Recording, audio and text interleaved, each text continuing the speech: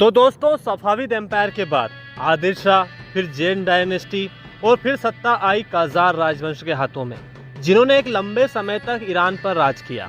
आगा मोहम्मद शाह ने पहले ईरान को सुरक्षित किया और फिर ईरान के साम्राज्य को आगे बढ़ाने के प्रयास शुरू कर दिए, जिनका पहला टारगेट बना कमजोर पड़ोसी राज्य जॉर्जिया, जिसके राजा थे हेराक्लियस सेकंड, जिनके सामने मोहम्मद शाह ने अल्टीमेटम भेज दिया कि भाई हमारे राज्य के अधीन आ जाओ, नहीं तो युद्ध के लिए तैयार रहो। हेराक्लियस ने रशिया की रानी जरीना कैथरीन सेकंड से मदद मांगी कि मैडम जी कम से कम 3000 सैनिक तो भेज दो ताकि मैं अपने राज्य की रक्षा कर सकूं। लेकिन मैडम जी ने ध्यान नहीं दिया। हेराक्लियस को और भी कोई मदद नहीं मिली, लेकिन फिर भी राजा ने हिम्मत नहीं हारी और शाह के अल्टीमेटम को ठुकरा दिया, जिसके जवाब में शाह ने अरास नदी पार करते हुए कई क्षेत्रों को अपने अधीन कर लिया और कर्टनीस की लड़ाई के दौरान शाह ने जॉर्जिया की राजधानी ट्बिलिसी पर कब्जा कर लिया और जॉर्जिया के पूर्वी क्षेत्रों पर भी कब्जा कर लिया।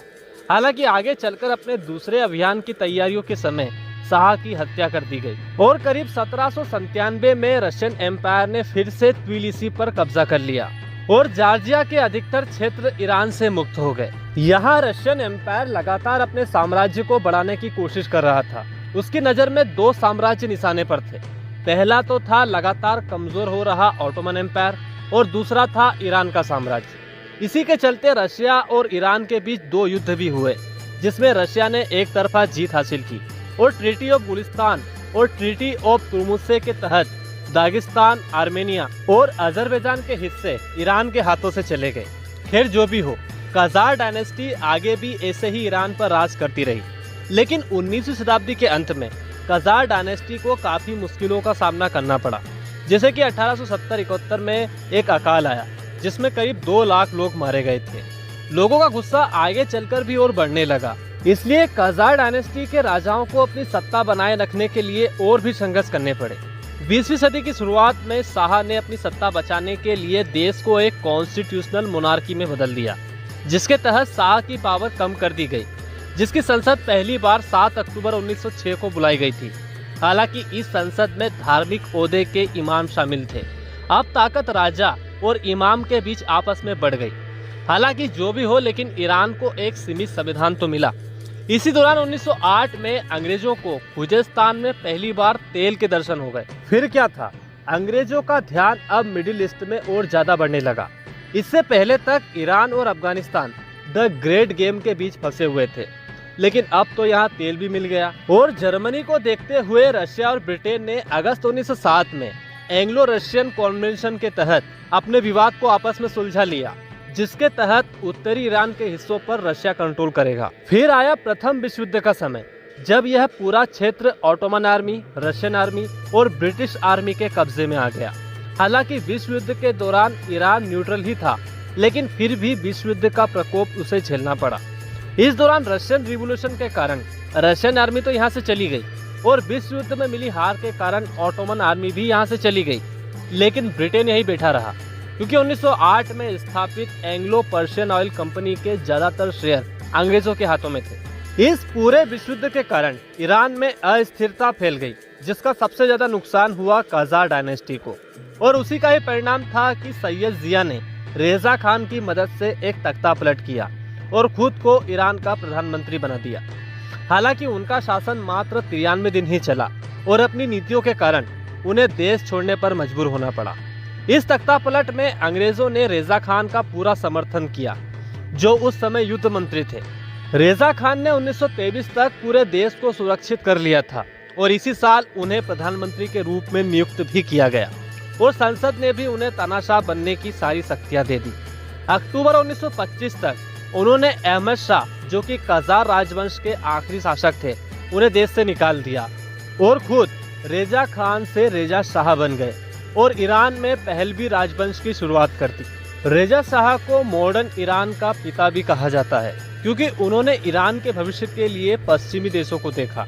उन्होंने मस्जिदों में कुर्सियां अनिवार्य कर दी, पुरुषों को पश्चिमी कपड़े पहनने पर मजबूर किया, महिलाओं को हिजाब छोड़ने पर मजबूर किया। दोस्तों, ये दशक 1940 का दशक था और इस दशक में रेजा शाह के निर्णय सच में चौंकाने वाले थे। जैसे पुरुषों को इस्लामी टोपी की जगह गोल धारी वाली टोपी पहनने को कहा गया, जबकि इस टोपी को पहनकर नमाज पढ़ना मुश्किल था। साथ ही जो महिलाएं शिक्षक थी उनके बुर्का पहनने पर प्रतिबंध लगा दिया। साथ ही जो सिनेमा घर, होटल थे जहां पुरुष और महिलाएं एक साथ नहीं आ सकते थे, उन पर टैक्स और ज्यादा बढ़ा दिया। कुल मिलाकर शाह ईरान की नई सोसाइटी को पश्चिम की तरह बदलना चाहते थे। इसलिए अब विरोध तो होना ही था और हुआ भी, क्योंकि उनके निर्णयों से कई लोग खुश नहीं थे। हालांकि उनके इन सुधारों से कई लोग खुश तो हुए, लेकिन जो कट्टरवादी थे वो नाखुश थे।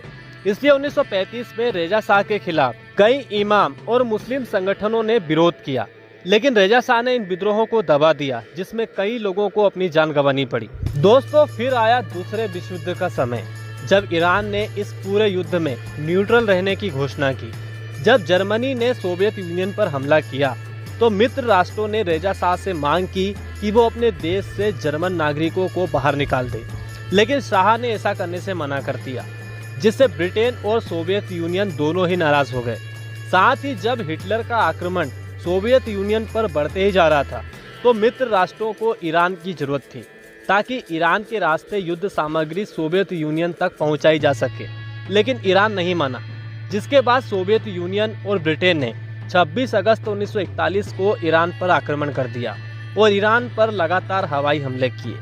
जब रेजा शाह को लगा कि अब युद्ध में हम हार चुके हैं, तो उन्होंने अपने बेटे के भविष्य के लिए सत्ता छोड़ दी और देश को भी छोड़ दिया। एलाइड पावर ने ईरान पर कब्जा कर लिया। जनवरी 1942 में ईरान ने ब्रिटेन और सोवियत यूनियन से संधि कर ली और सितंबर 1943 में ईरान ने जर्मनी के खिलाफ युद्ध की घोषणा कर दी। हालांकि युद्ध के दौरान ईरान को अकाल की स्थिति का भी सामना करना पड़ा, जिसमें लाखों लोग भूखमरी और बीमारी के कारण मारे गए। 1943 में तेहरान सम्मेलन में मित्र राष्ट्रों ने तेहरान घोषणा पत्र जारी किया, जिसके अनुसार युद्ध के बाद ईरान की सीमाओं की गारंटी दी गई। लेकिन जब वास्तव में युद्ध समाप्त हुआ तो नॉर्थ वेस्ट ईरान से सोवियत आर्मी ने हटने से मना कर दिया और उल्टा अजरबैजान, ईरानी कुर्दिस्तान की सरकारों की सहायता कर दी। हालांकि बाद में अमेरिका और यूएन के दबाव के कारण सोवियत सैनिक बाद में वहां से हट गए। बात करें नए राजा मोहम्मद रजा शाह पहलवी की, तो शाह ने शुरू में सरकार में एक महत्वपूर्ण भूमिका निभाई। उन्होंने संसद को ज्यादा ताकत देने की अनुमति दी और चुनाव भी कराए। हालांकि ज्यादातर चुनाव फर्जी थे और 1947 से लेकर 1951 तक करीब 6 प्रधानमंत्री कब आए और कब गए पता ही नहीं चला।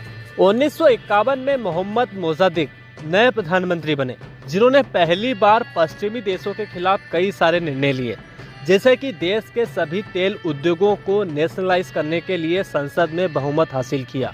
हालांकि ब्रिटेन के डर से शाह ने 1952 में मोजादिक को कुछ समय के लिए हटा दिया था, लेकिन लोगों के विद्रोह के कारण फिर से मोजादिक को नियुक्त करना पड़ा।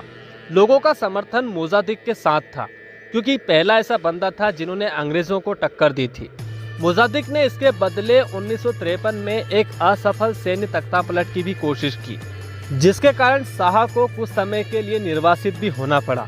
लेकिन इसी दौरान अंग्रेजों को मोजादिक की योजनाएं पता थी, इसलिए ब्रिटेन की खुफिया एजेंसी MI6 और अमेरिका की खुफिया एजेंसी CIA की मदद से फिर से तख्तापलट किया गया और मोजादिक को गिरफ्तार कर लिया गया।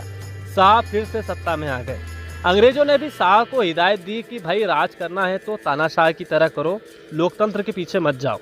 शाह अब पूरी तरह से तानाशाह बन गए। हालांकि उन्होंने लोकतंत्र की कोशिश की थी, लेकिन अंग्रेज सिर्फ अपना फायदा देखते थे। 1961 में शाह ने ईरान को आधुनिक बनाने के लिए आर्थिक, सामाजिक और कृषि सुधारों की शुरुआत की, जिसे ईरान में व्हाइट रिवॉल्यूशन भी कहा जाता है। उन्होंने ईरान को आधुनिक बनाने की तमाम कोशिशें की, लेकिन वो अपने देश में भ्रष्टाचार खत्म नहीं कर पाए। देश में गरीबी लगातार बढ़ रही थी और बेरोजगारी की समस्याएं भी थी। जनता अब अपने देश में परिवर्तन चाहती थी, लेकिन इस परिवर्तन का फायदा वहां के इमाम और कट्टरपंथियों ने भी उठाना चाहा और आगे चलकर ईरान एक इस्लामिक रिपब्लिक देश बन गया, जिसके बारे में हम और कभी बात करेंगे। आज के लिए बस इतना ही। तो दोस्तों, उम्मीद है कि आपको वीडियो ज़रूर पसंद आया होगा।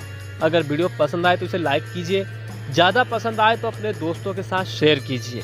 बाकी दोस्तों सब्सक्राइब ज़रूर कीजिएगा। मिलते हैं अगले वीडियो में, तब तक के लिए जय हिंद, वंदे मातरम।